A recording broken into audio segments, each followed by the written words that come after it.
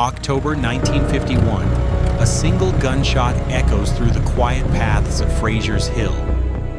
And in an instant, the history of Malaya changes forever. The victim of this attack was no ordinary man. He was Sir Henry Gurney, the British High Commissioner who spearheaded the nation's administration at the time. Back then, Malaya was in the midst of a highly tense Malayan emergency. The Malayan Communist Party, or MCP, was actively launching guerrilla attacks in deep jungles and main transit routes. On the Saturday morning of October 6th, Sir Henry Gurney departed Kuala Lumpur, heading towards Fraser's Hill for a weekend of recreation and official meetings. He was traveling in a luxury classic black Rolls-Royce.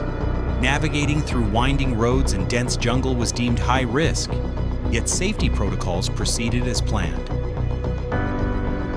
To ensure his absolute safety, the journey was heavily guarded by a security convoy consisting of British military and police personnel.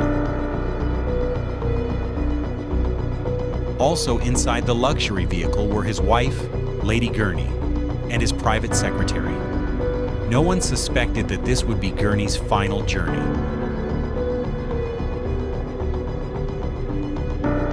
Precisely at 1:15 p.m., the convoy arrived at a quiet, sharp bend at Milestone 56.5 along the Kuala Kubu Baru Road. Suddenly, the serene silence erupted into a war zone. Around 36 communist insurgents hidden on the hillsides unleashed a relentless hailstorm of gunfire.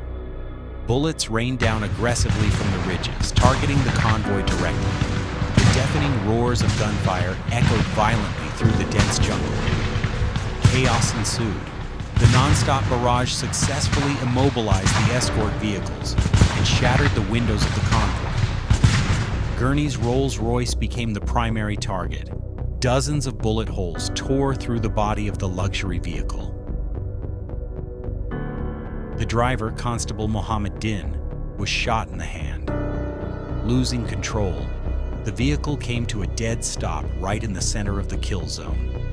As the situation grew increasingly dire, Sir Henry Gurney made a remarkably brave decision.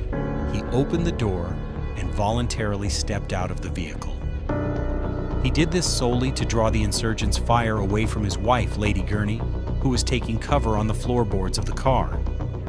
The strategy successfully saved his wife's life. However, it came at the ultimate price. Gurney collapsed and died instantly in a roadside ditch from fatal wounds. News of the tragic assassination of the top British leader immediately sent shockwaves across the globe and sparked outrage in London. A massive investigation was launched. Many believed the communists possessed a sophisticated spy network that tracked Gurney's secret movements. But history holds an unexpected plot twist. Years later, Chin Peng, the Secretary General of the MCP, made a shocking revelation in his memoir. Chin Peng revealed that the communists actually had no idea Sir Henry Gurney was inside that car. It was merely a routine ambush intended to attack military convoys for weapons. Gurney's sudden demise forced the British to alter their strategy entirely. They deployed a ruthlessly strict military general, Sir Gerald Templer. Templer introduced psychological warfare, tightened control over new villages, and cut off communist food supplies until their movement completely crumbled. To honor Sir Henry Gurney's sacrifice, his name was immortalized across important institutions like the Henry Gurney School and Gurney Drive in Penang.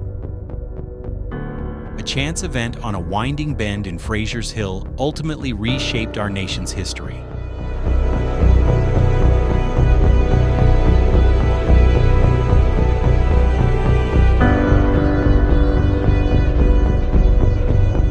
Would the communists have been defeated sooner if this tragedy had never happened? Share your thoughts in the comments section below. Don't forget to like, share, and subscribe to this channel for more fascinating historical stories. See you in the next